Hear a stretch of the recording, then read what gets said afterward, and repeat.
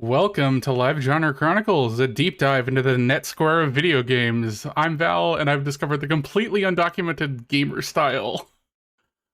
I'm Becky. I have a terrible addiction. I can't survive without Gatorade. I'm Leroy, and I am the NB Warrior. God. So we're gonna be talking about Mega Man Battle Network 2. God, okay. So Mega Man Battle Network 2 is the second in the series of deck building turn-based action RPGs. Those are all technically true. Produced for the Game Boy Advance that follows Lan Hikari, which is the son of Dr. Hikari, which Dr. Light, it's the Mega Man, and his brother slash best bud, Mega Man.exe, as they investigate like assorted online goings on and related terrorist attacks in the real world from the organization Gospel. And because it's a Mega Man game, there's 8 bosses and there's 8 chapters, and this game is very strange. Honestly, I like it, but it's very Mega Man on top of being deck building action RPG and turn-based, which makes it a fascinating. Next time there is discourse, if that discourse resurges again about turn-based games, I think I'm just gonna shove Battle Network 2 into the gears of that discourse like a spanner. See how badly it derails things, because so much of when people use the word turn-based,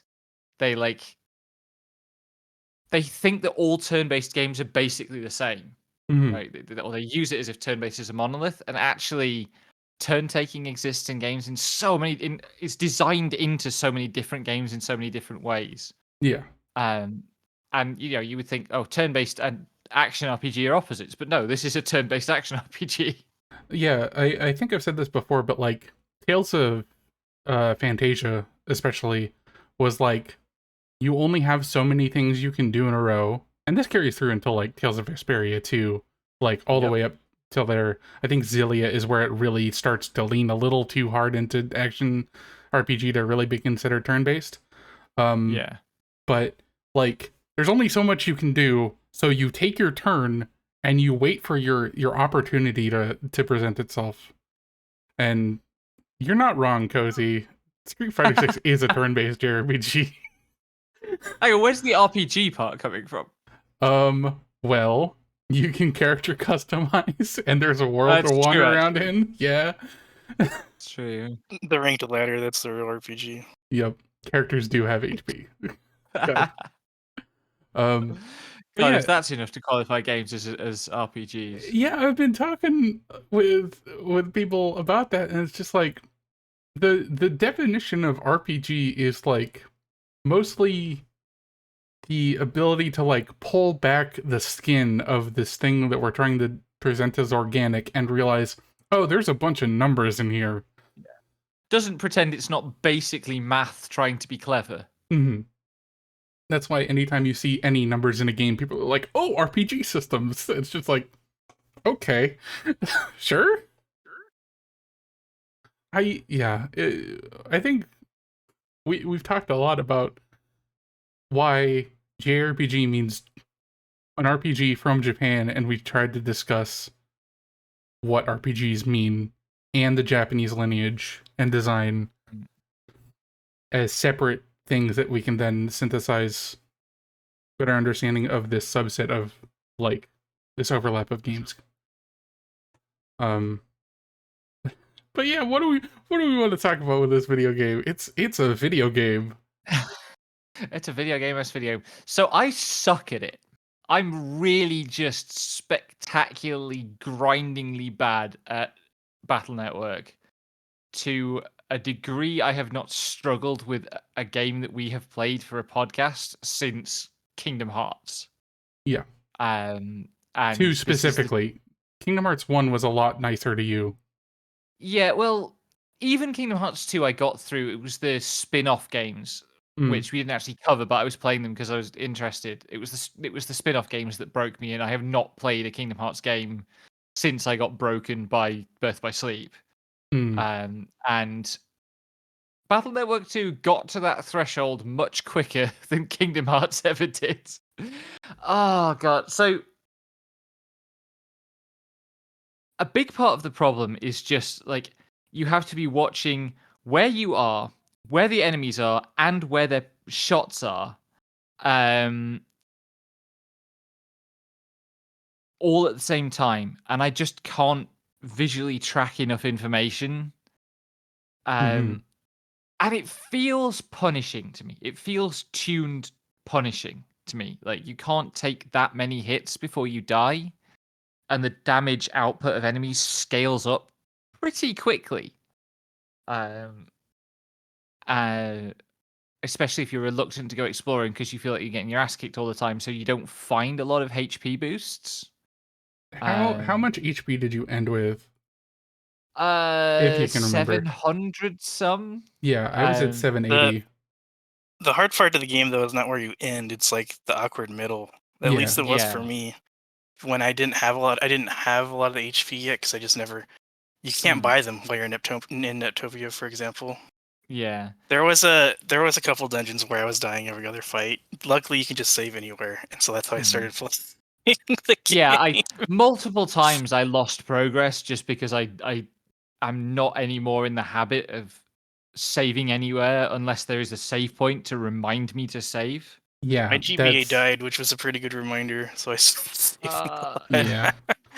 Yeah, that's the thing. Like, if you're playing on hardware and it's designed for you to be able to pick up, play a bit, save, put down on the thing where like before sleep modes were a thing, it's just like mm, that is a specific mindset that you had to kind of develop by playing on hardware that you just don't have because you hate the yeah, hardware.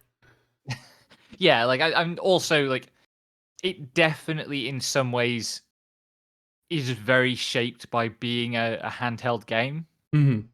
and like it the even though I was playing it emulated on desktop with the window quite large, that just means that the stuff that's on screen is scaled up and you don't get to see very far around yourself ever.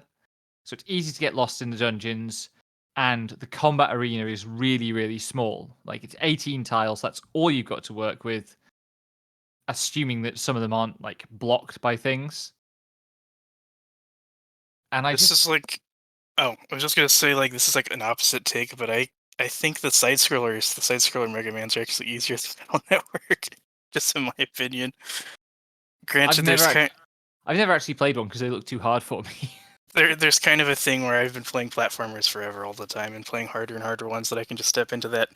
But Battle Hmm. Network has its own like gravitational pull. I'm like just learning the game as I'm playing it. It's just very strange. There's nothing else that plays like it. And then it's also extremely hard. Like you're like playing a game as if you've played a ton of these games, but it's the only one that exists, you know?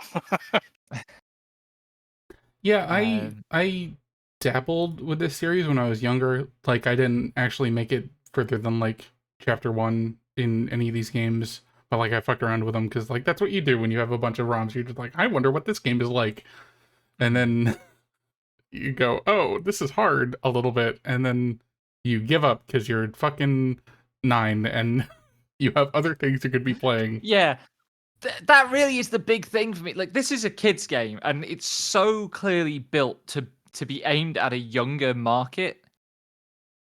And So, it's so brutal for a kid to be playing this thing. no, Like, like I absolutely would have gotten into it at age 9 if I was into Mega Man, I would have gotten into this game.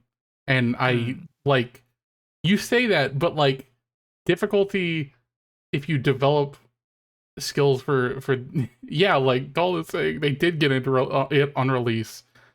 Like it's not brutally difficult. It's just a different kind of difficulty design that you're capable of engaging with.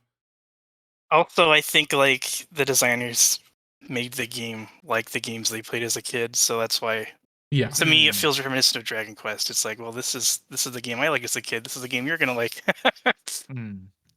Yeah, like it definitely has some like deep structure wise, it's got some real old RPG stuff in it. Um, like more than Dragon Quest, the thing I thought of was SMT. Actually, like all the dungeons felt like SMT levels to me because Hmm. it's just a maze, and you've just got to navigate it as a maze and fight random encounters. And it has the SMT thing where you can't have a deck that is well prepared for every encounter that you find yourself in. It's That's not you either have necessarily a true. generalist deck or which is not perfectly optimized for things, or you specialize in some things and there are other things you can't handle. It's not quite as bad as SMT, where there's just no way to have a demon loadout that is adequate to all the encounters in a dungeon. I think I But get what Becky's saying. You have to kind of make compromises. Yeah, but Like, it's not as bad as it could be because like all the Doll pointed this out at one point because of course Doll is the reason we're playing this and resident fucking nerd about Battle Network. Thank you, Doll. Um, like in the first game, they pointed out that like there's no resistance to like damage. It's only normal damage or you're weak to it, so you take double. So like they pointed out really early on that I could replace all of my shotguns with heat shot and just get free damage because it was up from 30 to 50, same attack like pattern, and sometimes they would do 100 instead of 30. And it's just like there's no resistance, just baseline and then effectiveness, which is true of you as well, which is why I wish there was a way to actually affect how you like evolved your styles. And in later games the styles evolve much quicker. So yeah, like 280 battles in this game, 100 in I the didn't next even know one. there was a style mechanic, and then it just happened. I was like, "What is this good? yeah, same. I was like, Is this something that's That, supposed that to happen?" yeah, that's the thing you go steal from China. The Oh, change.pat. right, okay. But yeah, like I figured it was gonna happen after you like give it to your dad. Then it doesn't happen. That's what tripped me up. yeah. But that's like the thing, like the systems it's just kind of awkwardly tutorialized and the localization doesn't help because it's kind of wonky all over because it's early 2000s and 4 is notoriously bad, which I'll get to eventually because I'm gonna keep playing it because I did buy the Legacy Collection, which is why we the other reason why we put this on the list is because like this is gonna be relevant for a little bit because it's coming out on a Legacy Collection. Folks are gonna have access to it. That's cool. Yes. God, it is hard though. Especially some of the side quests are just like, and some encounters are just like, hey, I'm going to take you to Pound Town. 3 of these things are going to nonstop destroy you. Yeah. Part of the reason, one of the reasons I had a hard time is because I was like stupid. So I was Aqua Guts, and I left Aqua Guts on like the whole game. And so when I fought against Thunderman, I was taking like triple damage. When I fought against Magnet Man, I was taking triple damage. And so Yeah, like Yeah, that I you could, wish. but yeah, I could take it off though. I could just be Mega Man or whatever. But I forgot that I could do that, so I just Yeah, kept fighting it, taking triple damage. I so wish there was a my different. style was Elect Guts, and I don't think I got it. I don't think there were any major like because it's wood is the element that's opposite electric, Yeah. right? I don't think there were any major electric enemies after the point I got the style. I think the only wood enemy in the or any wood whatever robot master is Snake Man, which is funny. Yeah, So the elect style is just way better. yeah, yeah. I Meanwhile, was There's a I lot was of wood elect style the encounters whole. though, I guess. yeah, I got trumped when so I think I might be the only one with 2 styles at the end of the game. I don't know if y'all got both style slots filled up. I think I got another style right at the end of the game. Yeah, yeah. Also, Duelith mentions in chat, Duelth. I added an I because that's how my brain read it. Anyway, One Step from Eden is a game that it kind of riffs on Battle Network as an indie game that kind of riffs on Battle Network. And yeah, if someone's been playing this and Star Force for a long fucking time and then goes, I want to make more like this, they're gonna make it hard. Mm. But yeah, no, I started out with Heat Guts, which is, really good against wood. So I got a lot of usage out of random encounters with that, especially with the charge shot does like a shit ton of damage regardless of type affinity. But then I started getting absolutely ganked by every single Aqua encounter in Gospel because like they're all ice. Freezeman stage was awful. But yeah, it's and then I did some grinding and I got a Elect custom and I was just like, this is cool. I like having my opening hand be bigger and not being weak to everything. Yeah, I also got a Elect custom, and I think that's when I started really having fun with the game.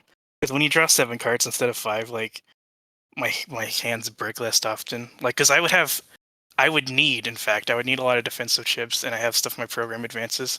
Yeah. So this is why I kind of understood what Becky was saying. Like, I had a deck that's good at fighting bosses and good at fighting random encounters, but it's not tuned to, it's tuned for both at the same time, not one or the other. Mm-hmm. But when I can draw 7 cards, that cuts down the variance a lot, and then the game is really smooth to play. But that's like, it's just random if you get the custom. Well, it's not random, but it's supposed to be random if you get the custom style or not. So it's just kind of goofy. Yeah. Like, I mean, my decks were a mess generally because I'm bad at thinking that kind of preparation. And a lot of the time I was like looking at chips and going, I don't really know how to read this chip information for it to tell me what it actually does. And I hate kind of faffing around in order to experiment. But like, there came a point, and it was in the Netopia chapter when you fight. What's Raul's Navi called? Thunderman. Thunderman. Yeah. So I was fighting Thunderman, and I just could not do it at all. And that was Thunderman destroyed me too. That was the first point where I said I was going to give up. Yeah. And then Doll was being a stubborn. It is worth commemorating this whole saga. Okay. Yes. Doll got me to send them my save file, then dumped their own file from their 2004 BN2 cart, their original, set up the link cable simulation in MGBA, traded me a bunch of chips, reorganized my folder, and then sent the file back to me. And then we had a problem where the save file wouldn't load because they're on Linux, so all the spaces and special characters have been replaced with underscores in the file name. Got that sorted. And then like they just said, okay, here's what you do every fight from now on. You get a wind, a fan, and a gate man. You put those 3 in order, and then you win. Yeah. Because that's the Gator advance, which is like the most potent it's basically the most potent combo in the game unless you do like post game shit. Post game and also event chip shit. And the funniest thing is it's even more potent than you usually got it to be because you can slam attack pluses on it and it adds it to each of the 9 hits it does. It's like every attack plus you add, you get 9 times the value of. But anyway, so advances are the mechanic where you combine chips. We haven't actually said that. Yeah. Like you put a series of chips in a particular order, and they combine into one chip and then execute. Gator is the most powerful one. It does 900 damage base and the damage can be increased. I did have to execute it twice against the final boss, which has 2000 HP, and then throw all my rolls at it as well. But and also the other thing, if there was a tutorial on advances anywhere I missed it, I could have actually I had the stuff to do Gator, except that in that chapter you get all your non-folder chips stolen. So my fans and winds were in my was stolen because I wasn't using them. And I And- know that bites, but also I fully respect the game's desire to do a chunk of the game where it's just like, is your folder up to snuff? We're going to take away your ability to swap it out for a short while. And You the can problem with that is that you have one save file. So if you get there, you get robbed, you save. That's it. You are now locked into that. Yep, I know. Until Like, you solve the problem. I'm not saying it's completely like good, but like I respect the desire to do that as a difficulty gimmick for a chapter. Like they could have done some as well, in a way that very few games are willing to commit. Like, because you get all your powers taken away as a trope in video games, but it's been getting like shorter and shorter periods of play for like 20 years that you're without all your powers for. Like sometimes it'll be one room, and it is there's okay. there's also a thing in this game where like you go, oh, in order to do this, I'll need all of your power-ups and HP memories and extra chips in your folder. And you're just like, well, fuck, I need this to progress. Okay, take it. And then you just like, ha ha ha. Okay, here they are back. And also I was here's following another... a guide by that point, and I just kind of I saw that it said that, and I read ahead. It was like, yeah, you get them back. It's like, okay, I'll do this then. It's not a prank. I mean, it is a prank, just a little one. Yeah. I realized also you can, I have to say this, you can jack into Mrs. Million's bag, and and there's just a ton of wood enemies in there, you could like build up a whole new folder. Yeah. I actually wasn't a big fan of the thing being snatched either, but they do set it up so you can succeed if you poke around. Yeah. Also, if you get in, once you can get into the Netopia net, you can buy fans and winds specifically are available there. Yep, and they are star class, so star class, star code, and that's yeah. right. That's like the chapter after the Gateman fight, right? The Gateman fight is chapter 4. No, Gateman shows up in 3 or 4, but like, yeah. So it's not long after you get Gateman. No, I mean you can get to the V2. You can get your second folder before you head off to Netopia. So you have more options if you want to do side content, which is like, you know, that is, you know, part of we've discussed a lot the desire for and the balance of trying to like have games designed around doing critical pathing or not, because a lot of games really do feel like they're designed with the like the difficulty or experience curve of like, you're doing all the side stuff, right? You're doing all the side stuff, right? Just like increasingly higher pitched as the game throws more and more shit at you. Because like, yeah, it's a short enough game that I feel like they probably were like, okay, we're gonna jam a lot of side quests in here, and it's either going to be extra hard for people who don't want to do them and get a bunch of resources, or people are gonna do them and spend more time on our game, and that's cool. Well, also like 2004, 2002 on this one. 2002, okay, is like people were making guides for games and putting them in, like game FAQs existed back then, but it wasn't like an instantaneous thing whenever you wanted to go and check a guide. So people were going to be spending a lot more time wandering around, just finding stuff. Right? There's a bunch of side things where it's like there's an NPC, you can trade them a chip for something else. For you give them a chip and they give you a chip, and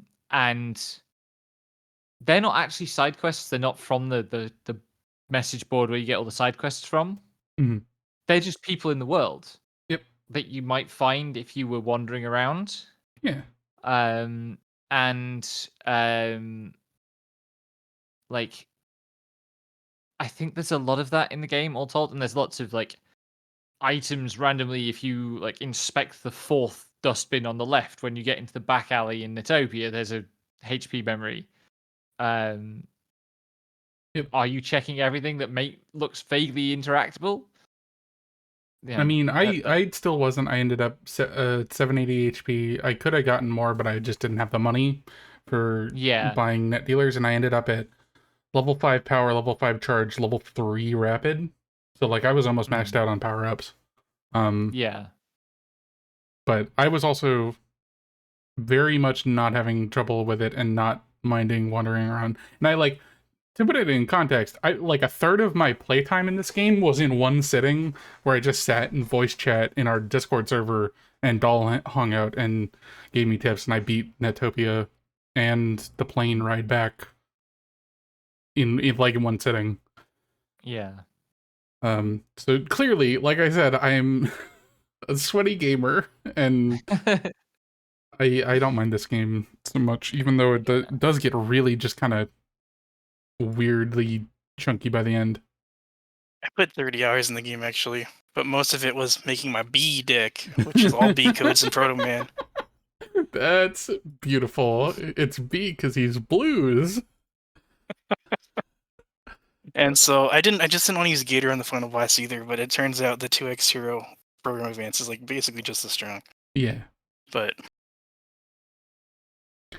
Yeah, it's I really like, so Kingdom Hearts Chain of Memories also has kind of the same thing in slights with like you have to combine specific. In that one it's just like specific like Keyblade types or card types with a number value attached to them. Yeah. And I'm so fucking grateful this doesn't have number dueling like Kingdom Hearts does, because I would die. Like it would be unforgivable. I would not have imagine come back. if it was like a code where each letter, instead of having numbers, each letter had a number value, but you wouldn't remember what it was. God.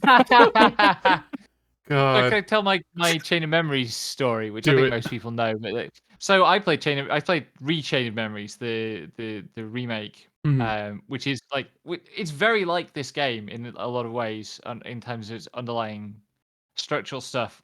And I think I accidentally skipped the sleights tutorial in that one, and I played the entire game without ever using a sleight. And I got all the way to the final duel with Riku, which is the first point in the game where there is an enemy move that is completely undodgeable. You have to sleight to break it. Yep.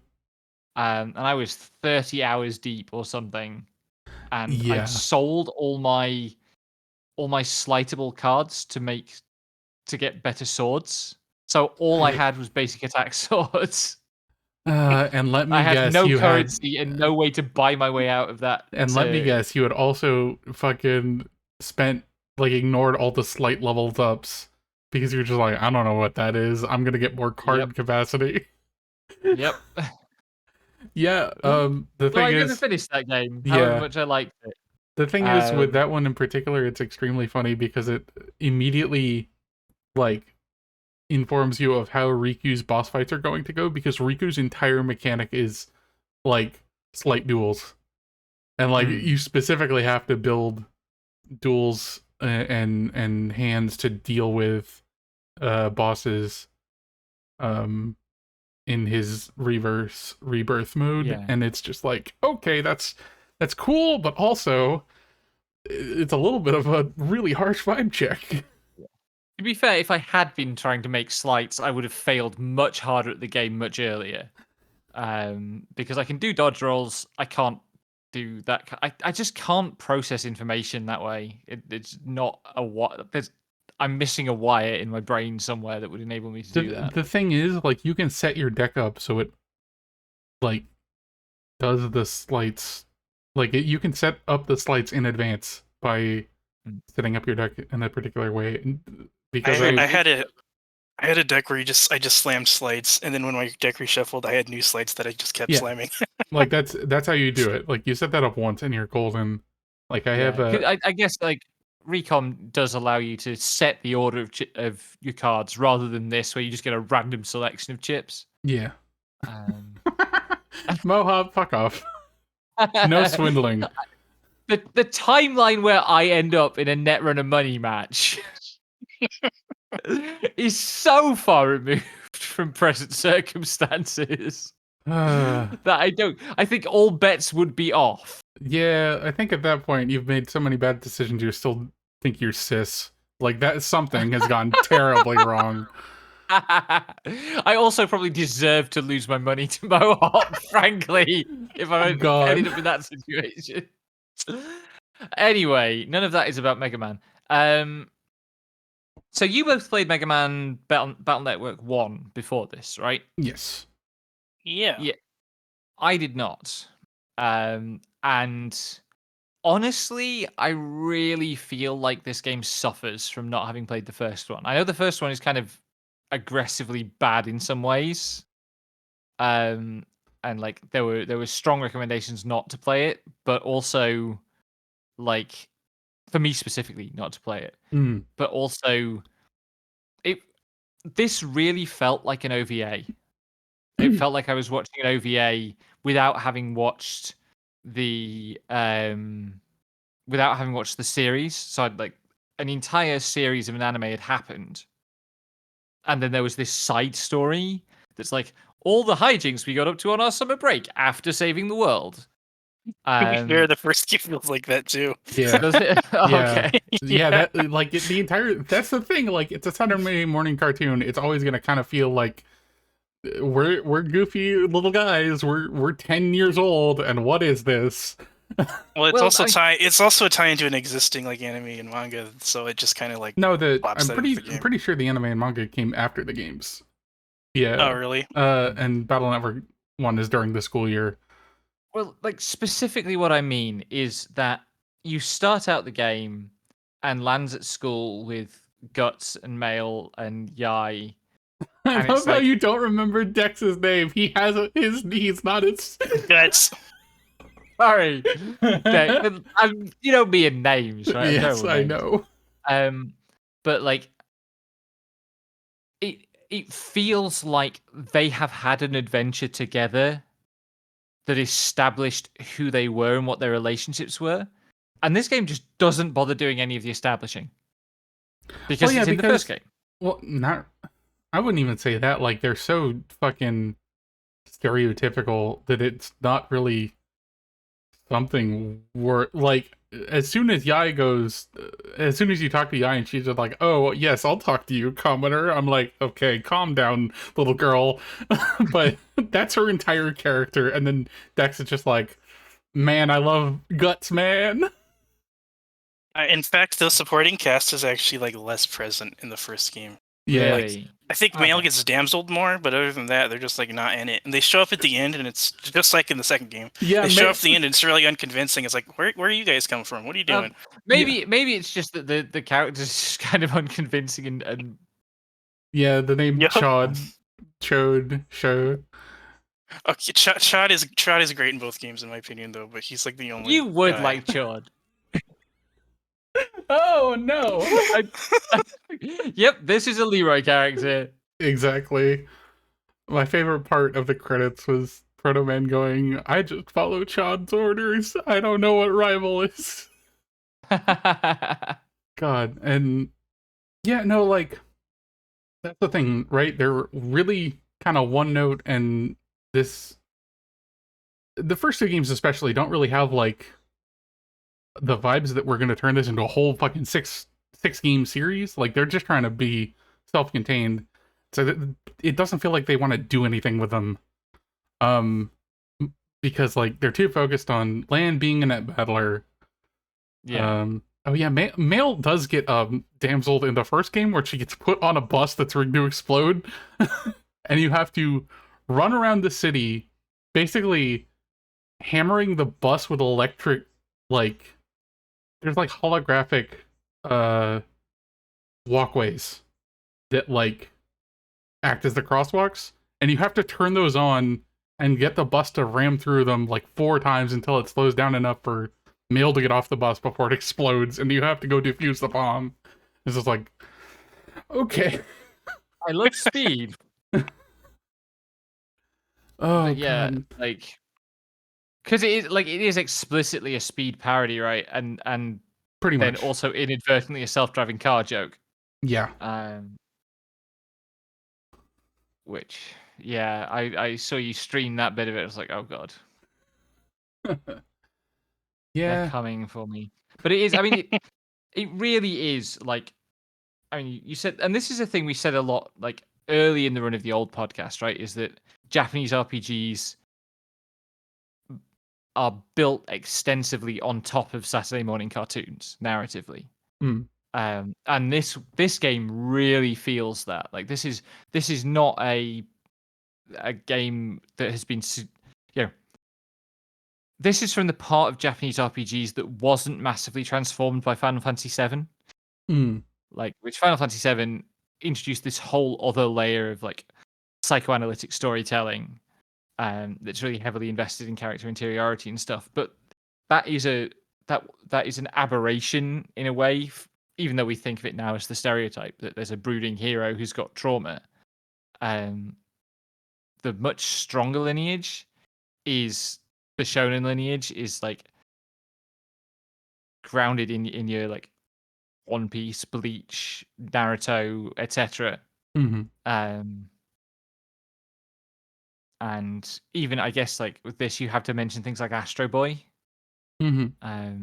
Clearly a huge inspiration on Mega Man generally, and maybe Battle Network in particular. And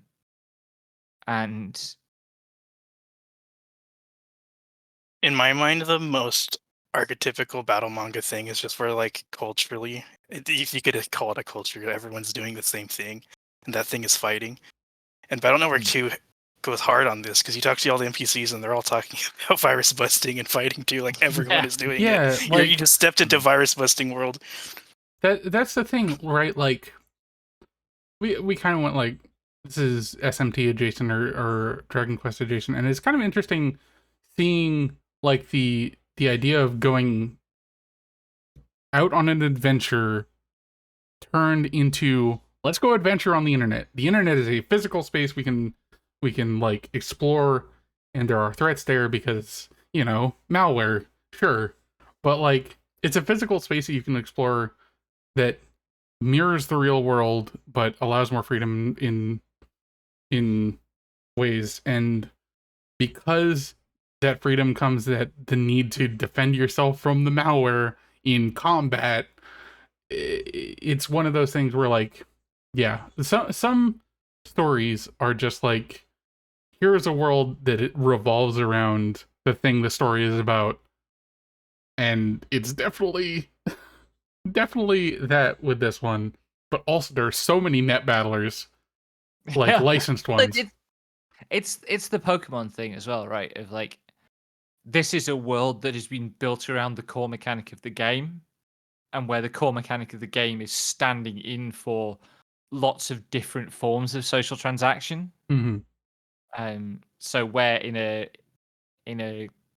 game that was more Dragon Questy, you would just talk to people. They've added that game layer into you just talking to people, and now you play a battle against them to get the reward or the quest progress or whatever. You know, a thing that's cool with this game actually, and that in some ways radically changes how this game works relative to others, is that all the combat happens on the net, and you can jack out at any time to get back to the start, and you immediately get all your health back. Yeah. Like the depletion only operates on a sortie, on an adventure. And there's a magic end adventure now button. Yeah. And which in some ways is very modern. Like, yeah. And also recent. I was just gonna say, and also because of the interconnectedness of the real world and the net and the mirrors of like place to place, you, if you want to, especially later in the game, get someplace, and you don't have the fast travel, which I only unlocked at the end of the game when we had to look for it anyway. Like if you want to go someplace without dealing with random encounters, you can find a closer computer and just jack in there for a lesser dangerous commute. And it's just like, that's an interesting concept. It took me a little while when I started the game to get used to the idea that I couldn't, like, go to the net, travel to somewhere else, and then log out in that place. Well, the land's not there. Yeah, I know. Like it makes perfect sense, but if it was, if you try to think, well, okay, what would what would the convention be for a JRPG where there are two worlds, a real world and a like magical sci-fi fantasy world? It would allow that, Mm, and you would be jumping back and forth, not connecting in, but having to come back out to the same spot. yeah. And I think like that is really cool to me, and the much as I found it very hard to navigate, the design of the net works with that really well Mm, in terms of it being this kind of um, vaguely Metroidvania-ish hub, and you get different keys at different points, and they unlock different locks. mm. Um, And sometimes those are just treasure, and sometimes there are alternate paths that will take you closer to different places. And because, yeah, like, it doesn't need to obey physical space, so there can just be fucking silly warps from yes. one zone to the next, and it's just like, okay, suddenly I'm in America. This But this only could on just be my the this could just be my synesthesia talking, but when I would jack in from Lance computer and then go all the way to the internet, I could feel that weighing down on me, like just how deep I am. But No, conversely, that's a really it's a really specific sensation of like this is a journey into the darkness of the internet. yeah. right. But conversely, when I would jack into Miss Million's bag, which is way closer to the internet, I wouldn't feel like I don't feel like I don't know. I don't feel as unsafe. I guess I don't feel like I went as far because literally I didn't. So Yeah, it doesn't weigh as much. Like I'm just like physically closer to this abstract place. yeah. Yeah. Like the first time I got to, I think it was probably Yumland. I had a rough time getting there, and I arrived with very little HP. And it does make you feel the travel to have the Mhm. depletion work the way it does, because you're like, well, I could jack out and that would refill my HP and I'd be safe. I could press the button right now and go and be safe, but then I would have to come all this way again. Mhm. And Um, you only really unlock the ability to skip that like with gate keys pretty late in the game, and they're all yeah, hidden behind side quest stuff. And yeah. I only got one gate key, yeah, I I ended up think, getting all which is the four. one the guide mentioned specifically as speeding a bunch of stuff up. Well, yeah, Um, there's one that you have to do for the story. hmm. Um, Oh, is that? Yeah, that is that. Like, I didn't get a complete enough map of the place to know whether it's literally essential or mandatory. okay. That section of the internet is inaccessible without breaking the blue ice, which you can't do yourself. You have to, beat Freezeman or warping in from the Mm, back from Kotobuki. gotcha. Um, but yeah, it's interesting, and like it's I brought up the whole like it's an adventure into I'm not gonna talk isekai, but it's like an adventure into another layer of the same world, and it's kind of like how like, oh, if we don't have any more lands to conquer on Earth, we'll have to turn Mm. inwards and think about ourselves. They went, what if we built a second cyber Earth and went there instead? Which is Well, like I have literally argued before that is video games to yeah, begin with, right? Like Yeah, that was a big thrust of that's a big thrust of like how I understand what video games are is they are us inventing more worlds to conquer because all the Alexanders are weeping. yeah. Um, But and the fact that they like linked it to the well-being of all the systems in the real world though is so funny. it really is the Internet of Things. Yup. In the like, and they, it. I think we can debate which aspects of this game are prescient, but that aspect is absolutely prescient and it's terrible. And also, you should smash your Amazon Alexas or whatever because they're all awful. Yeah. I was looking at TVs just now, just idly, like maybe it's time for me to get a new TV. And the cheapest model was like, and it has a built-in Amazon Alexa. I was like, I am paying an extra 10 quid to not have a built-in Amazon Alexa Yeah. in my TV. Thank you. I think Um, it's fascinating because I had this bit of insight, but like the idea that every like tools have spirits in them is something that comes mm. up in Japanese folklore, and the idea that you would instigate that and create an internet of just little guys all The across little the guys are world. so cute. I I am know pro little it's guy in my it's so thing. cute, but also it's so weird that Dr. Light created or like helped normalize just all your stuff. All your electronics have little guys in them, and the stove has a pyromaniac who has to go onto the net to cool off sometimes because he gets too hot-headed. It's just like, what are you doing, Dr. Light? Wait, hold up. I have like a long prepared thing on navigation in this game. I Go kind of for just it. want to Go say ahead. it before we move on. Okay, so I'm just gonna read off of this. That's why it's gonna sound weird. But in my opinion, there are like two kinds of ways RPG levels are represented in the game fiction. This is a specific thing I was thinking about.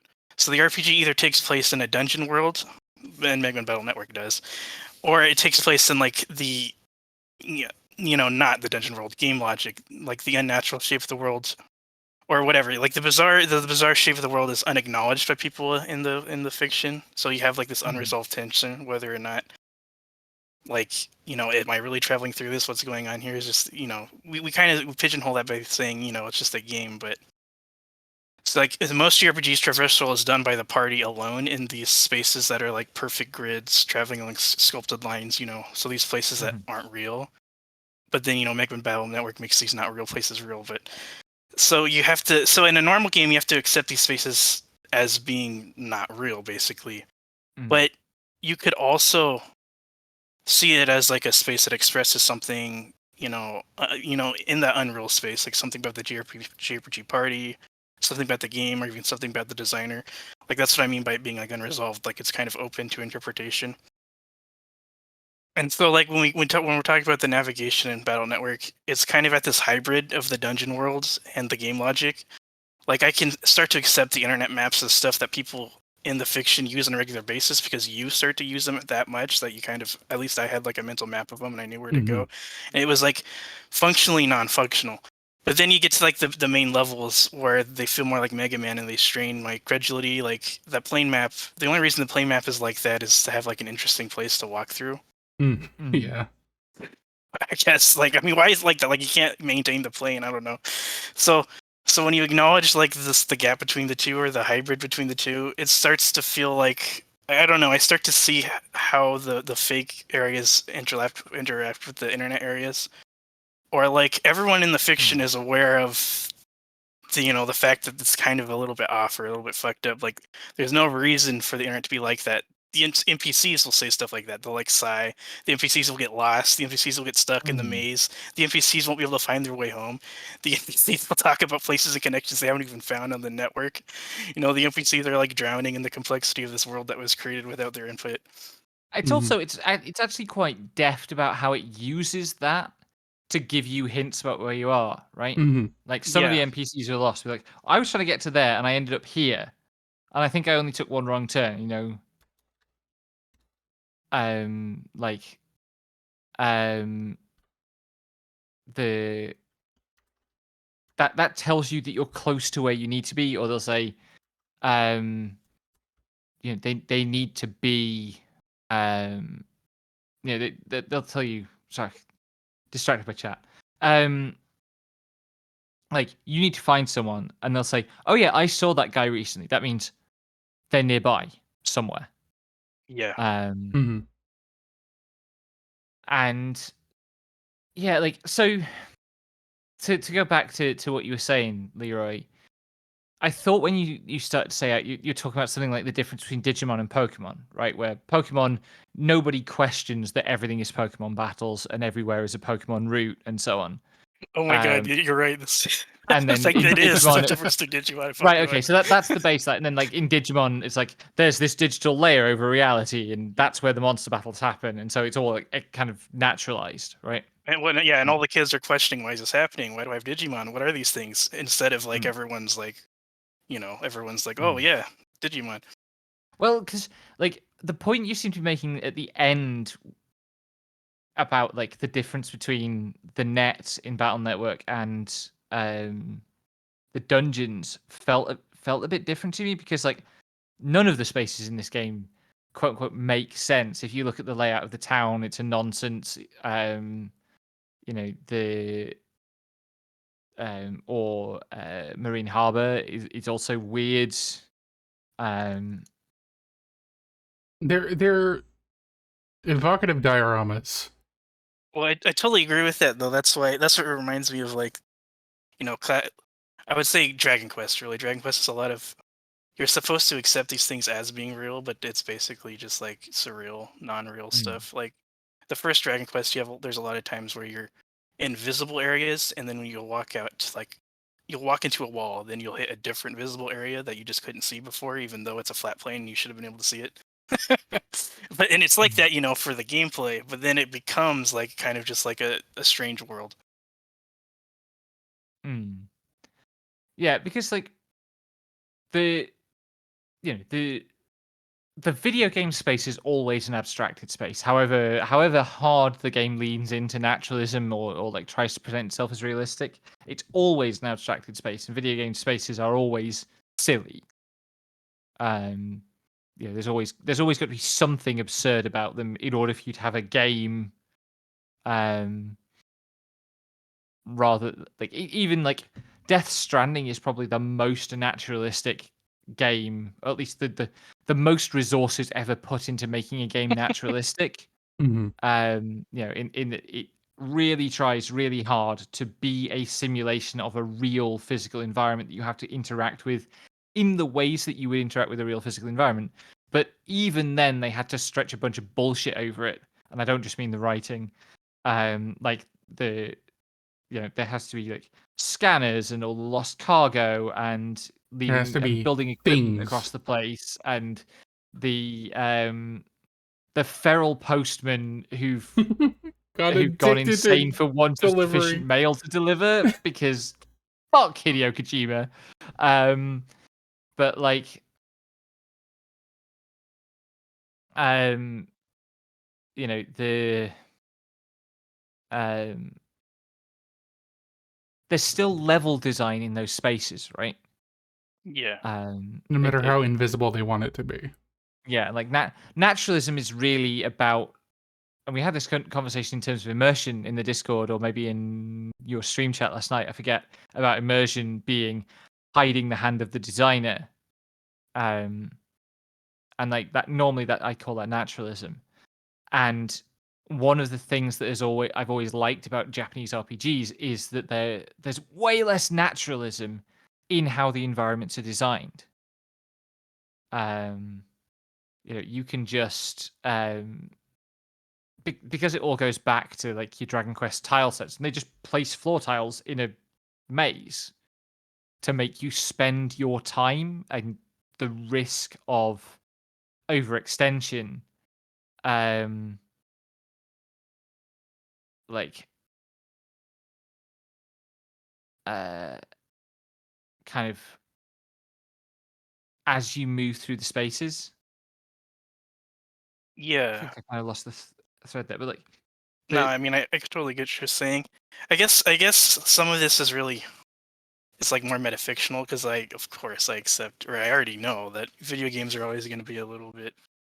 I mean I like video games because they're always a little bit strange or they're always a bit imperfect, even when they're striving to be perfect.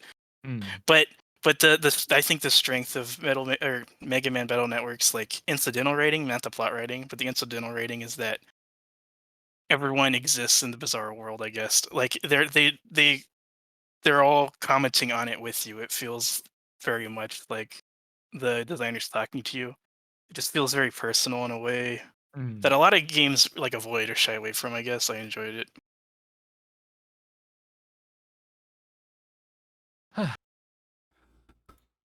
yeah, so like,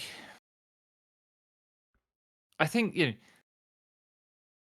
in the way that the game that Battle Network provokes that, I think that's where it's at its most interesting as an engagement with like a 2002 idea of what the internet was. Yeah, that too. There's lots of media from that period that are like, yeah, eventually the internet is going to be a space that kind of works like a physical space and we'll explore it like a physical space. Obviously, like some people are still dreaming of that, which is how we got the Facebook rebrand and Meta and legs being a major technological promise, Patch which notes hasn't added come to pass. legs. Yeah. Legs are now not coming. Wow. There will not be legs. And it's like that works in fiction for a whole bunch of reasons that it's pointless. It's as pointless as building giant robots that are human shaped. It's Yup. the same level of fictional kind of we're doing this to get at something else. And I think it's actually really interesting now to think about what good fiction about actually using the internet would look like. Because I don't think it looks like this. I think it would look very differently. Cough, cough, Homestuck. Oh no! I thought of Fester Quest too, and I was also like, no. Someone had to say it. I will take this bullet. It's not really. I mean, Homestuck is about using messenger programs. It's not really about using the internet. I mean, there's the stuff with Rose's FAQ early on, which is like that's about using the internet, but most of it isn't about using the internet. I know. Arguably, the Apparently- Dream Bubble stuff later on is like this is what it's like to hang out in fan fiction spaces. This is very live journal actually. I don't have it Yeah. all worked out, but Mega Man Battle Network does feel kind of like the 90s sort of. I don't know what's the word. I want to say California ideology, even though obviously that doesn't apply here. But kind of like the optimism for the. This is the internet as this great liberator, and everyone has the same agency there, and then now you can fight each other. Or it's not the. Supposedly it's the market of ideas, right? But here it's the market of battleships. Getting into a fist fight in a Denny's Net Square. Machines of Loving Grace. If you've seen that documentary, sorry, what you say? Wait, what documentary? There are too many threads going on. I only heard the Denny's fist fight because that's the one my brain was keyed to. Yeah, I said getting into a fist fight in a Denny's Net Square. God. Sorry. Again, getting into a fist fight in the Denny's Net Square. Yes. Yeah. So there's a documentary, when did it air? Like maybe 10 years ago, called All Watched Over by Machines of Loving Grace, which is about the California ideology and about like the kind of the people who took that fringe lefty attitude to tech and turned it into a commercial shift in how capitalism works. So like Bill Gates features extensively, for example. Oh, that sounds like a good doc. It's okay. It's a bit hagiographic. It's not. It doesn't really have the critique that I am describing in it. Right. But if you read it with that critique, if you watch it with that critique in mind, it gives you a lot of useful information. But there was this idea that if you could just get the machines right, then we could live in luxury, kind of cozened by the machines, which is an old sci-fi idea as well. Ian Banks' The Culture novels, I guess, are like the best engagement with this, or by repute are the best engagement with this, which is like humanity has become pets of super intelligent computer systems that are very, very powerful.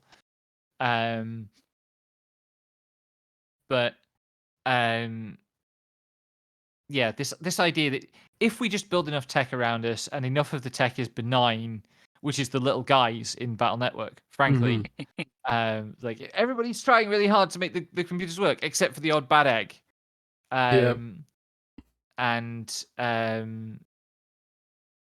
Like it has a lot of that spirit and a lot of that kind of turn of the century optimism to it as well. The sort of optimism that would install little guys and everything. Pretty much. Like there's we've talked about like the cause and effect, right? How like there's vulnerabilities in the net which causes all sorts of bad things. Like that feels prescient. But the kind of like I don't know, this for me, this is very much my own projection now, but like this feeling that the internet like enables people to do things or brings everyone together is just this positive force, and the way the whole world should be organized around. That's just like very not true. It's just very alienating. Yeah. So that was such a big part of how the internet was thought about from like the early 90s through to 2014. Hmm. And I realized that 2014 is now a long time ago. 9 But I think years. Ugh. yeah, we have for those of us who have been in the trenches online Yep. for that time. I think it's maybe been easy for us to forget just how much power that idea wielded. I Hmm. know, like I was a put everything on the internet, internationalize everything via the internet evangelist for a long time, and then I saw Gamergate happen, and that did eventually change my mind. But that was a big. So I'm going to distinguish internet libertarianism from internet liberalism, Mohop, because libertarianism is like every man for themselves, and that was a thing as well. But I'm thinking more about the idea that you replace participation in national elections with online direct democracy where everyone on the planet can log in and vote on, policy proposals and stuff. Hmm. Which again, big kind of sci-fi thing coming out of Reaganism in the 80s and the end of history at the start of the 90s. Like not to take the end of history seriously, but like Fukuyama in writing that book definitely had his finger on the pulse of an opinion that was current at the time. And you know,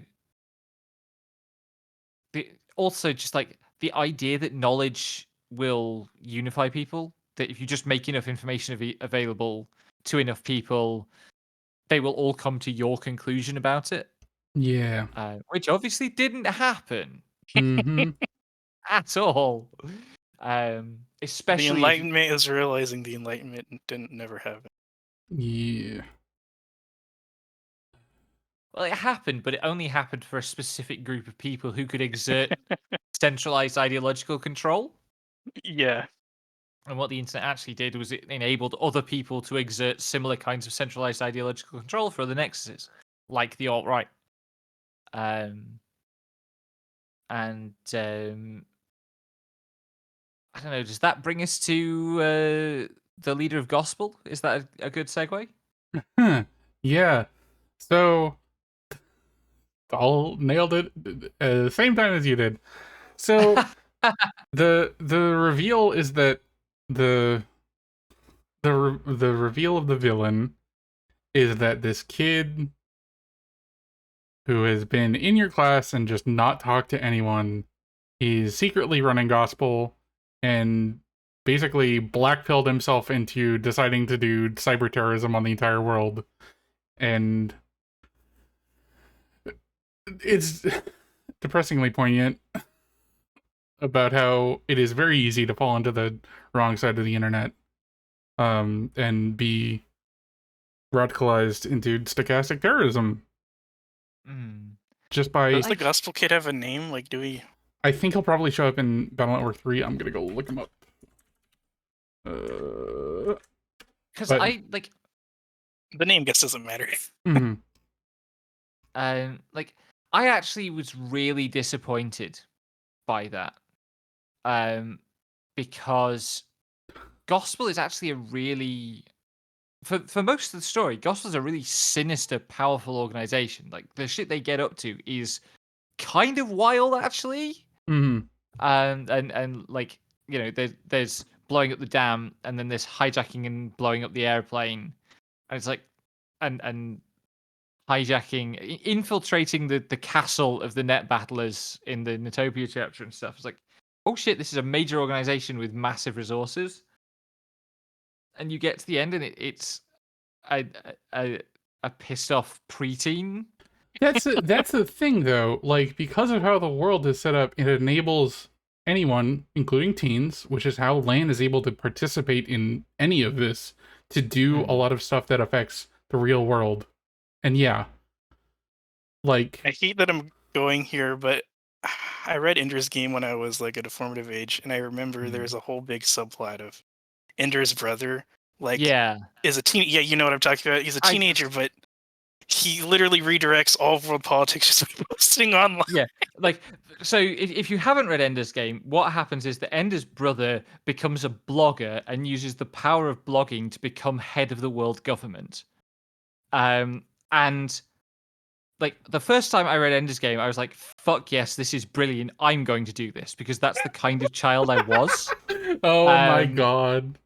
You see, when I read Ender's mortifying. Game, I thought I was gonna be Ender. So I know that my birthright is to be a Peter Wiggin.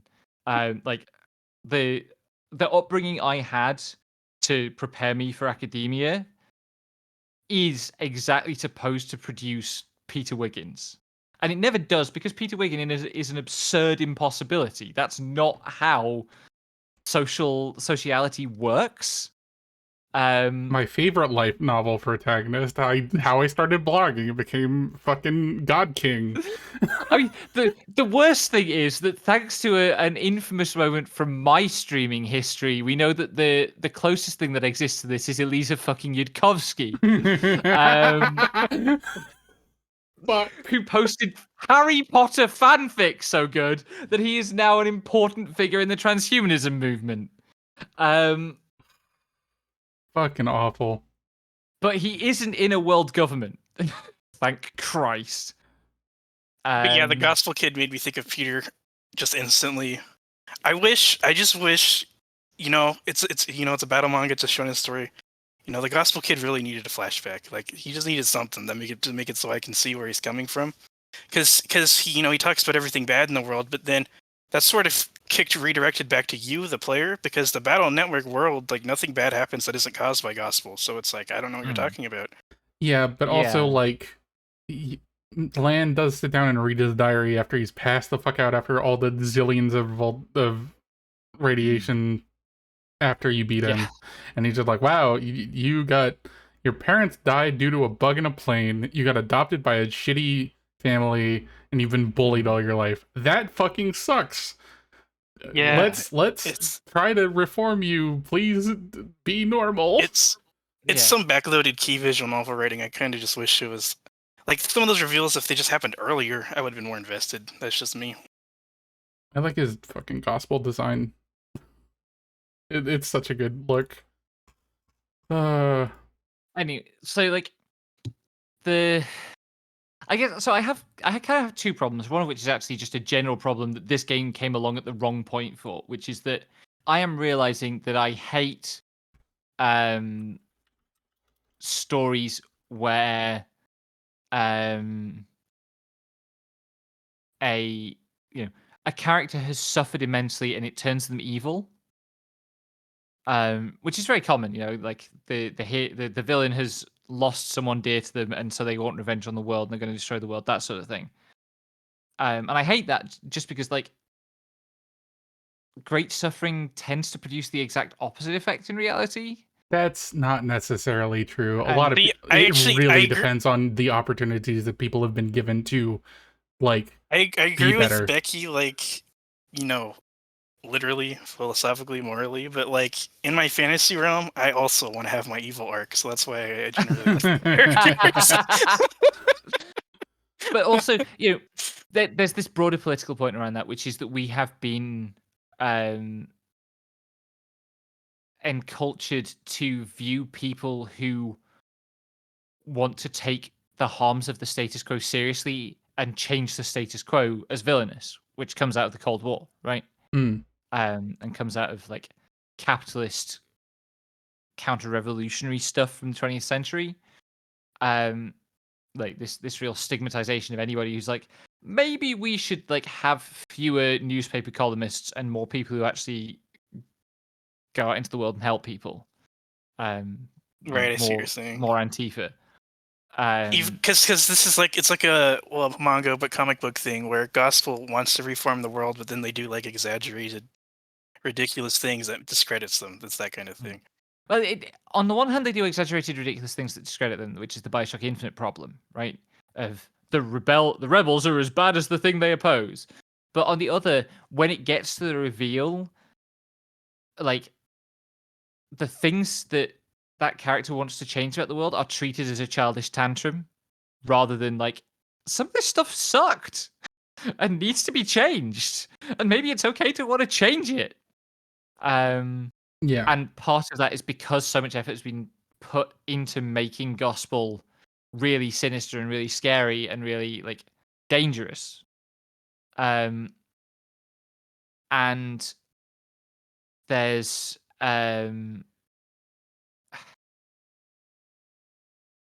like the what gospel do isn't connected to like the explanation that's given of what gospel is supposed to be about. Yeah, that's something I struggled with too when the Um, reveal happened because I'm like, what was blowing up the dam? How is that supposed to raise money for the gospel kid to make the bug? Like, it just didn't. and it's also like this game came out in 2002, i.e., right after 9/11, which is wild to think about when you think about how many games and Oh my movies god, that yeah. had terrorism plots like this were stripped or like it was It came out um like a couple months after in Japan, but like yeah. but like um the Sum of All Fears, the film of the Tom Clancy novel, was supposed to um was supposed to be out like that winter, and they just shelved it. And they shelved it for years Mhm. to redo it, to reshoot a bunch of stuff so that it wouldn't be about Islamist terrorism. Mm. Um Ironically, they made it about Nazis. There's a scene in that movie where the head Nazi goes, "So people thought the 20th century was about communism versus capitalism, and we know that actually fascism never went away." And it turns out he was right, Mhm. except for the part about siding with the fascists. But like, um, you know, it's like it's also like that disconnection of the act of terror from the ideology behind it is a big part of how Islamist terrorism was reported at the time. Mhm. Like it was in order to transform Al Qaeda into "they hate us for our freedoms," there was a real um, like effort to bury the fact that specifically it was the World Trade Center and the the ideology represented by the ideology of world trade that was being attacked. Yeah. Um, Also, it's a good point about Om Shinrikyo, yeah, which like I have read up on Om Shinrikyo, but I can't remember the details of the timeline at all. But that's some of the worst terrorism that had occurred in Japan in kind of relatively, um, in our lifetime sort of period.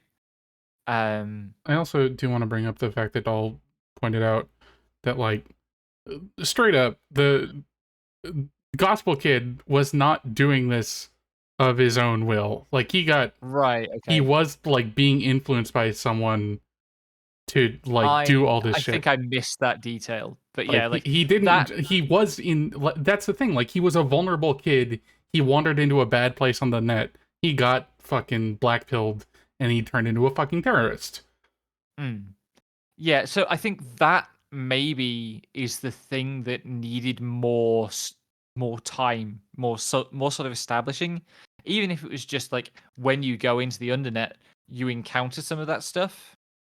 Um, which maybe it's there, but I didn't encounter it in the one mandatory visit to the undernet.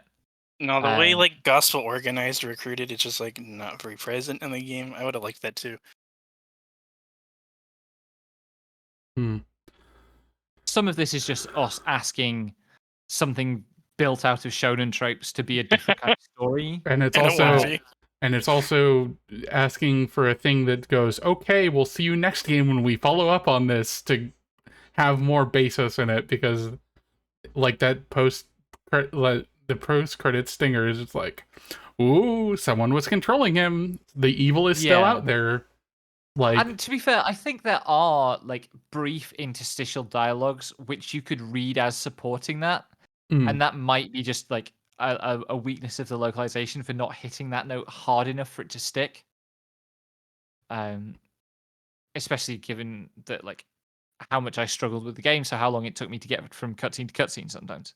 And also, you weren't like engaging with all the side, like you weren't talking to random NPCs. You were just beelining a bunch of stuff because you were like, Sometimes I made the effort to talk to them for a long time, but eventually I was just getting so overwhelmed by it that I That's the thing, fell right? back on the guide. As you got closer to gospel, you eased up on True. talking to people that might have had more things to say. True.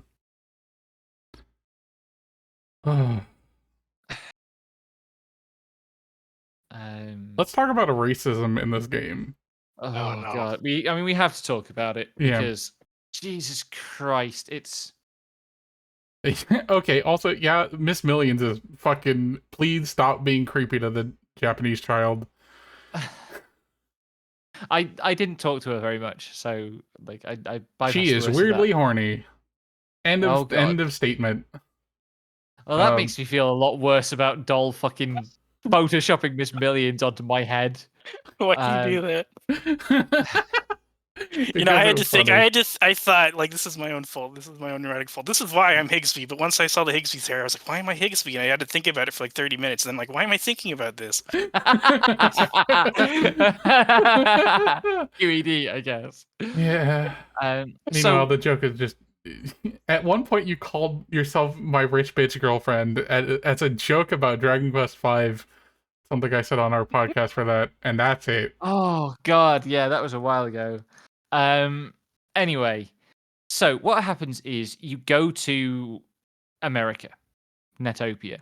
Ameropa is how it's originally. It's a combination of America and Europe, which is why there's French people everywhere. Yeah, I was gonna ask that. Like the castle, that's not America. So I'm like, is this just the West in general? Yeah, like we found the West. Yeah. It's literally like named Ameropa, like America, Europa, smashed together in Japanese. Yeah. So you go there and you are robbed 3 times in the process of getting off the plane, basically. Yep. And there are a bunch of black people there, and they are all either criminal or like music and dance people or both. And they live in a dirty alley, and they have extremely poorly thought out, like quote unquote black style dialogue. Yeah. Like there are 4 genres of people in America. There are little white girls who are secretly AI tech geniuses, and you'll see them on your plane ride back. There's French dudes, and there's like there's Raoul, and then there's black people. Like those are the 4 NPCs you will encounter, and it's like, okay, did you have to? Yeah, it's grim and it's bad and it's terrible, and it is that weird thing of that, and this is something that I actually usually I really value about Japanese media, is it's the rare occasion where you get to see our own processes of cultural appropriation turned back on us, right? Which normally is like, okay, there's Thor in this, which is a Western or like Zeus or something is a god in this Japanese games setting because they've just stolen a bunch of our mythology or whatever. And normally that's fine, it's fun and it's interesting, but here it is an American racist image of black people taken out on by Japanese culture, metastasized in that context, and then reflected back onto America. And like, some of the black people are more likely to live in poverty in America. That's true because America is very racist. Likewise, Europe. I've been thinking of Utopia just as America, but you're right, it is the West. Yeah, like there is a line that Raoul says that it is the minorities and the poor live here, and it's like, okay, that's a little on the nose. I'm actually they did add a screen that's just like Capcom values diversity. Please be aware the games in this collection may contain some cases of insensitive cultural depictions that are presented as originally created to preserve their Like it's a authenticity. 1940s Disney movie. Yeah, straight Yeah. up. On the Legacy Collection, they added a screen when you boot it up, and it's just like, oh, they knew they were doing something weird. Yeah. Well, I it would be difficult to excise it because it's so structural to that chapter. Like that chapter is built on a racist idea of what black people in America are like, and Mm. primarily America. Like, um, It's also, Paul pointed this out earlier in chat, America's internet is loaded with a lot more aggressive and dangerous viruses because there's just a shit ton more malware in America. So the entire, like, mm, West is more aggressive and dangerous than any Asian countries. But on the other side of this, it is fucking incredible how they were willing to localize. Oh yeah, here's a bunch of like minor white characters going, "Oh, I know where you're from. You're from China, right?" It's just like, "Holy shit." Yeah. That's a little on the I nose.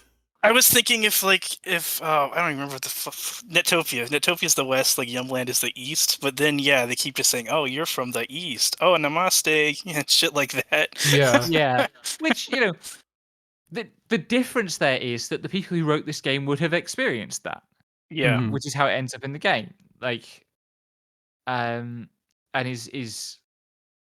you really feel that the fact that internationalism hadn't fully fallen into place, and I mean, it still hasn't, but like, Yeah, it you wasn't. can really feel how for all this game is about, like the internet brings people together and is steeped in that ideology. You can also feel in its racism all the ways that we now have 20 further years of people writing books about how it hadn't.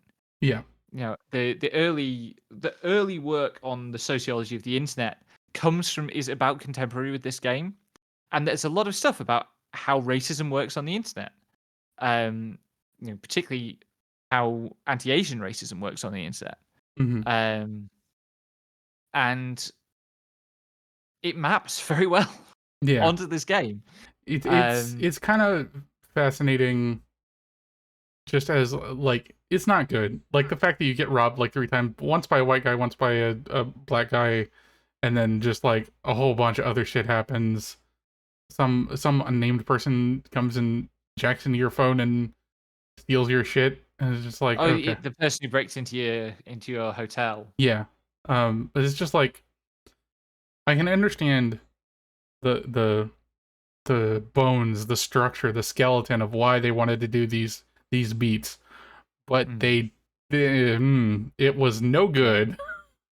Yeah, I think also like it's a shonen thing again because like part of it's not just that it's the West. It's also Lan is traveling abroad alone, Hmm. and we have to make that a scary experience and a dangerous experience. Um, because like that actually is scary, Yeah. especially for a child. Like he's 10 or something.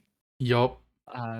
Solo flying Japan to America, even like That's part of the thing. Like, I don't know like the term for it, but like the assumed safeness of like neighborhoods and society in Japanese media and maybe Japanese culture um doesn't exactly translate to international travel, and maybe they were trying to play with that as an expectation.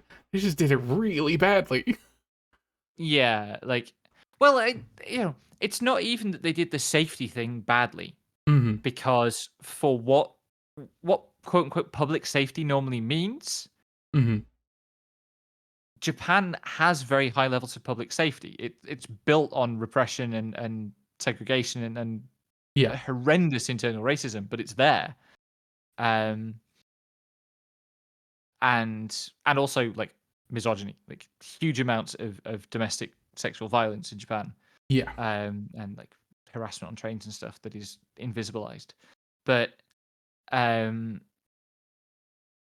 and people in Japan see the rest of the world as not having that, and in a sense, they are correct. Hmm.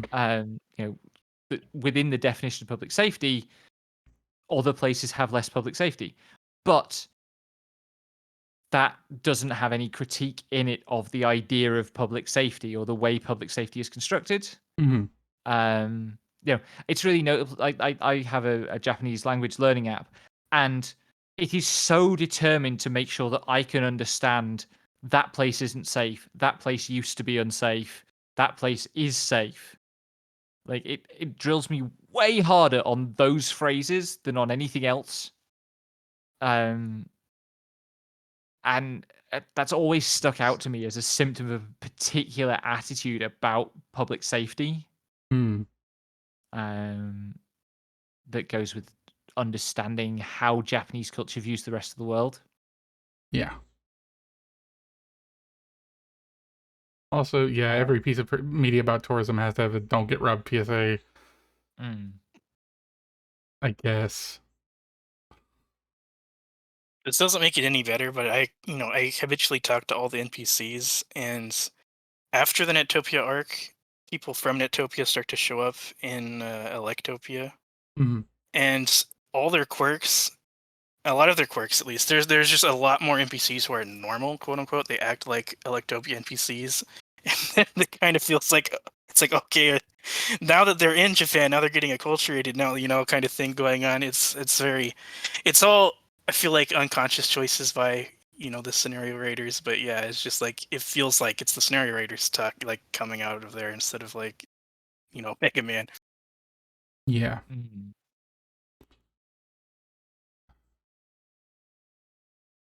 Is there anything else you want to hit from this game?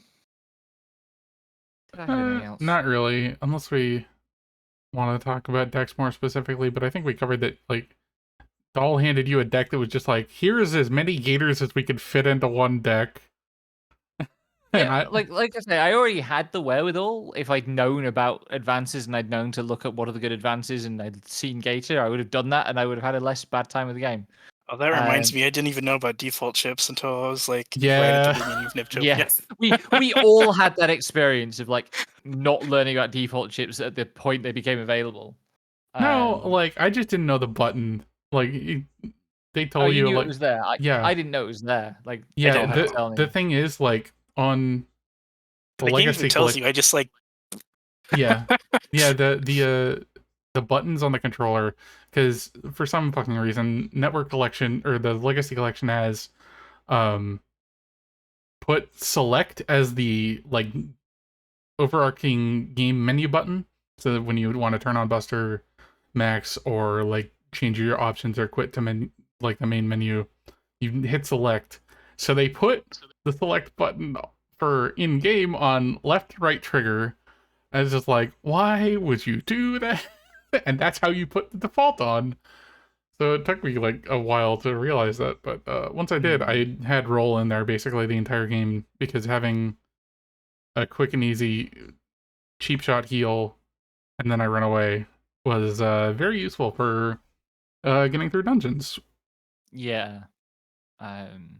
And also, like, an interesting tactical thing is that because healing outside of battle is so limited, you can really only carry a handful of chips and of sub chips, and full energy is quite expensive for the early game. 200 zenny is not a lot.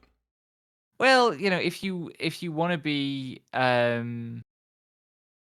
like if you want to be able to afford power ups and stuff, and you Yeah, kind of I never really had that problem though. I was running around a lot more and you fighting did more a lot of side stuff. quests, And I fought things better, so I got better drops. That too, yeah. You were getting much higher scores than me. But like, fucking this game is so weird with the drops. Often you want to get into like if you can get into a safe spot in combat, like if you're fighting Canodums and they and you take one out so that there's a safe lane, you want to just hang out there until you've used all your heal chips to restore health. Yeah. And like that kind of stall out was a really interesting situation to me to end up in. Yeah. Meanwhile, like for me, sweaty gamer style, I especially like if there was meteors or counterdoms of any sort, I was just dancing around them. Like I was not having any issues. Like I could just load up heals and not even worry about getting hit while I was taking my turns. Um, because this game, because I started with Battle Network 1, and that game is way twitchier. Like all of the enemies have several frames more animation, indicating they're going to do things in BN2. Um, which makes it playable. There's a reason we didn't want to let you play BN1. It's just like, okay, do you have like frame perfect reactions to the stuff? Have fun. Meanwhile, in BN2, I'm like, I can stun lock quick, man. BN2 has Toadman though, so I still hate it. Yeah. That's Ribbiters. Yup. Yeah. I never beat that. Of course. When I finally did got try. it. I gave it a serious try a few times, but no. Yeah. Toadman wants the blood in you. The cyber blood. But he's full of prizes. Anyway. Thanks for coming, everyone. I think we're good. If anyone wants to ask any questions, we're open to questions. Just kind of following up on what Mohop's saying about their experience. Like, glad you enjoyed, doll. I was worried, but we managed to get through it without going, no, this sucks. Never again. I spent the whole week going, okay, how do I talk about this game without just crying? Because oh no, there were genuinely points playing it. I really want to explain how miserable it was. There were genuinely points playing it where I felt not just I shouldn't be playing this game, but I should never play a video game ever again. Like it was that draining on my spirit, which is not really the fault of the game. Like it's a disconnect between what this game needed and how I'm wired. But the designer in an interview was really confident that this is the most successful Mega Man series, and I'm just like, I don't believe it. Yeah. I think it depends how you process information. I probably would have a better time with the original Mega Man platformers. I probably wouldn't have a good time because they're very hard, but They're so hard. Like, yep. I know how to do platform games. I don't know how to do turn-based action RPGs on a narrow grid with all the card mechanics as well. That's too many things to think about. Have fun with Final Fantasy 16. Oh god. So yeah, we should talk about what we're doing next, I guess. Yeah. So, if no one has any questions, which we'll leave questions open for the next few minutes, if y'all want to submit, we have I don't know if there's a cooldown on it, but you can just throw it in chat. There's a redeem, or not. Don't do the redeem. So next up, we're going to do Vagrant Story, and Yep. Becky has already beaten it once, but is going to learn the speedrun for it, so she can have a kind of refresher and a way to get all the cutscenes. Basically, like I played Vagrant Story on stream over the course of the first half of this year, but Vagrant Story in its structure tells its story with a great deal of efficiency, very short cutscenes that do a lot of work, and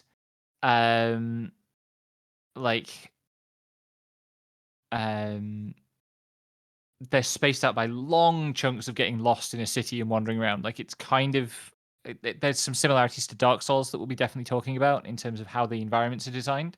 Mm-hmm. And so I don't really have a sense of the thread of any of the story because I got very, very lost and sometimes was sat fighting a boss for half an hour because I didn't have the gear, so I was just doing chip damage. And so I want to be able to do a playthrough where I can get through the whole game with all its cutscenes in one sitting, which is why I'm trying to learn the speedrun. And also, like, I actually really enjoyed the game, except for it occasionally being really, really hard. And I think knowing,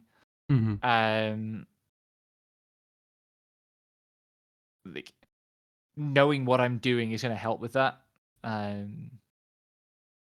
But yeah, so I'm gonna be speedrunning it. I'm probably not going to do much of that on stream, but there will be a stream at some point, probably July sometime, on my channel where I just do like a kind of cutscene percent run of the game, which is like here's all the story scenes and me doing my best to get through the sections between them quickly, Yeah, and exploiting the fuck out of kind of save a states and stuff.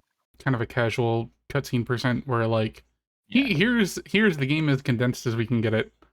yeah. Yeah, I've also been watching. I've watched her play Vagrant Story, so I have a vagrant grasp of this system's. Ha ha Nice try, babe. Wow. ha. But yeah, like I'm gonna be playing through that, and after that we're gonna be playing Armored Core 6, but that doesn't come out until August 24th. So we're Yes. going to have a long stretch, where like this is gonna take a while, but we're doing that and lightening the load on Becky per se Because the other thing that's happening is FF16 is going to come out, and I'm going to go completely ham on that game, and it is going to make me feel wretched because I am not a character action games person, as you might have gathered. yeah, and Final and- Fantasy 16 is basically DMC 5, but Final Fantasy. It's going to be very fun for me. I Mhm. might stream it if I can get my whole desk situation sorted out. But yeah, it's we're taking those slowly. We're gonna take the next couple 3 months slowly, and we'll probably do we're depending on how long it takes for us to finish Vagrant Story and get a grip on things, we'll probably do it the episode on the first weekend in September. And then we'll have had time to get our hands on Armored Core, and then we can maybe move that up to the first week in October. But like we're taking it slow. We're not forcing one a month. Yeah. So we have some questions. Odai and Dahl ask, favorite Navi or other character designs, and I have to say, Lord Gospel looks really good. And Roll because you saved my ass so much, I think. I really like how So Gospel they've- like did like RGB. It's so good. Is this a safe space to say Electman is hot? Because I'm going with Electman. Damn, bold statement, but we respect that. If I had to pick a net Navi though, it would probably be Proto Man. Just a classic. Mega Man is also like a really good like Mega Man EXE looks better than regular Mega Man and X, I think. Actually, in terms of, I liked Nightman's design. That was fun. Like just big chunky dude, and also probably of the boss navis was like the one I had least trouble with. It's Yeah. like, oh, I know what to do here. I can deal with this one. Yep. I'm a fanboy. I gotta say, I don't like Mega Man.exe until the style changes. Then once, like, I think actually Team Style looks really good, even though I didn't even use it. Yeah, like I think it's like Mega Man. Like I think it's cool that like he adopts like traits of his friends and stuff. Like Guts is Guts, obviously. Shield is Proto Man. Custom is someone. Team is someone else. But like I think it's cool how he just like, okay, this is me, but what if I got an accessory? And you know, accessorizing is good. So and another one from Odai. There's been a couple of attempts with One Step from Eden and the still unreleased cartridge to bring the battle system back to mix. Why do you think this is the case? And I think the problem is the familiarity that is required with this style of game is like unique and limiting enough that if you try and bring it back apropos of nothing, you are going to find success with people who A, hear about your game, and B, played Mega Man Battle Network, which is... Yeah, it feels like, to me as an outsider, it feels like if you played this game at the right time, you developed a really deep, strong, abiding love for it. See doll in chat. Well, Seadoll, but also like you know, we knew vaguely one of the Card Witch developers, Yeah. and they clearly were very similarly in love with the concept and the idea. And I, you know, there isn't much else that's like this to have um A learning curve. well, And to have kept up the interest. You know, if you want to well, talk that about too, yeah. Dragon Quest, right? There are lots of games like Dragon Quest. So people who like Dragon Quest, if there's a long gap between Dragon Quests, they play other things and they stay in the groove. Mhm. And they share those new things with their friends. Yeah. That can't happen with Battle Network because there are so few games. And they all came out Especially- in yearly releases in 2001 to 2006. Which is an impressive achievement. But Yeah. also, like, you know, it's now almost 20 years since then. Yeah. And I think the Legacy Collection, I'm glad it exists. Like, even if it's just kind of a cheap emulator wrapped in a thing with a Mega Man EXE that tells you, good job, you beat the game. Which I still think is a really cute detail. When you It's exit, like thanks for playing, but then they put a character in front of it. And then Yeah. actually, it feels different when you close the game and Mega Man's just like, congrats on beating Mega Man Battle Network 2. And I'm like, it points at him, it's Mega Man. He says, good job. But yeah, no, I think it's nice because especially with like game preservation being the nightmare that it is, this is like a low bar, obviously, but like having them accessible again is nice for the first time in nearly 20 years. Shut your mouth, doll. But yeah, it's I think it's a lack of continuity and a lack of like on ramps. Cause like either you really get into it and you blast through all 6 of them and maybe even play Star Force and you go, okay, now I'm gonna play One Step from Eden. Or wait for Card Witch, which praying to God, that would be a good game to have happen eventually. But like that's not likely.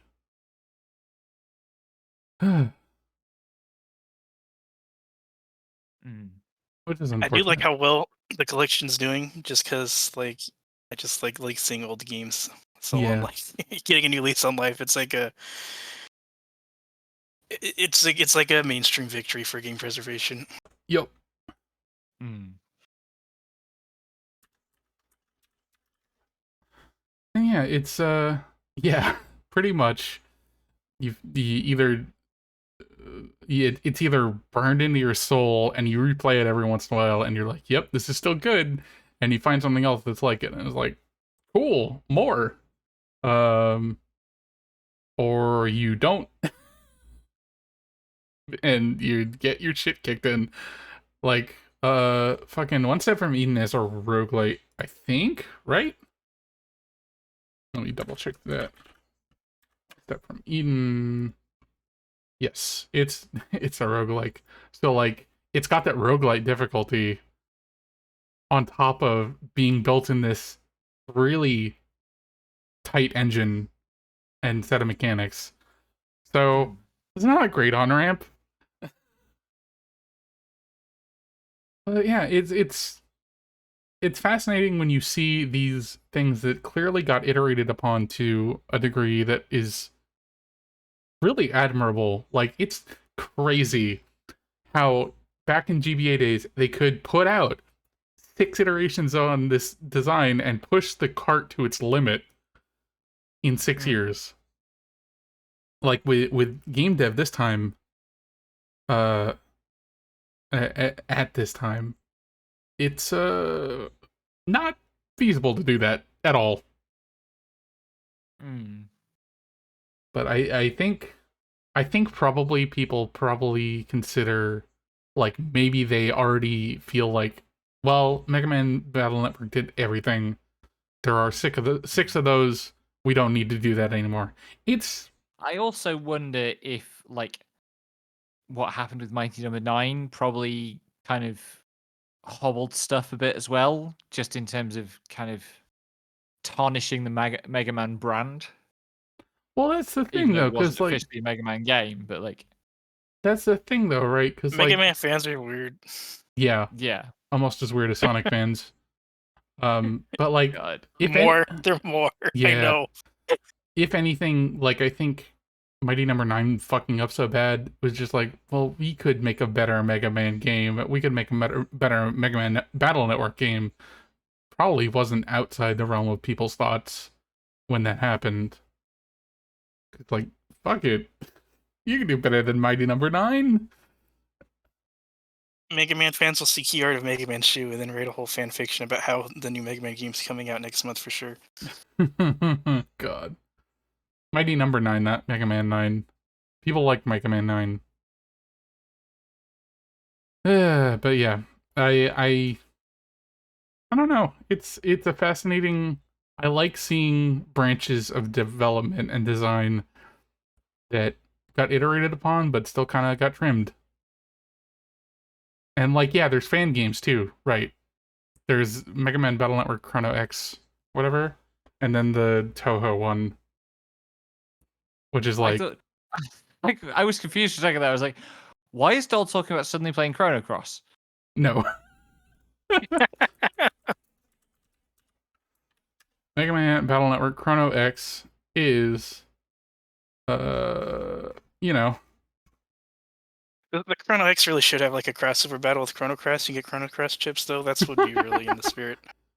I wonder how angry that would be able to make you specifically.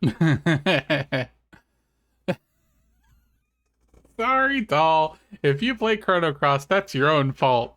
We cannot induce Chrono Cross. You can simply be susceptible to brainworms. It is very pretty though. Yeah, that is. It does have the best pre-rendered backgrounds of any PlayStation 1 RPG. Yup. This is like me trying to get revenge on Doll for something. One of their sins. Choose as you wish. They're too busy suffering for my sins. Looks at RuneScape. Okay, I think that'll be good for today. Thanks for coming by, everyone. I hope you have a lovely rest of your Saturday. We'll be around. Feel free to join our Discord. I will post the link again without the giant And this will be on YouTube and Libsyn soon. Yes, it's gonna take at least a day because the whole Twitch affiliate thing needs 24 hours. But by Monday evening, this will be available on YouTube. You can follow me on Twitter at Setega or at Atelier Escalier. You can follow Becky at Eat the Pen on Twitter. Leroy is not on Twitter, bless her soul. You can join the Discord. It'll be in the description on the YouTube video. Until next time, game on? Question mark? Game on. Yeah.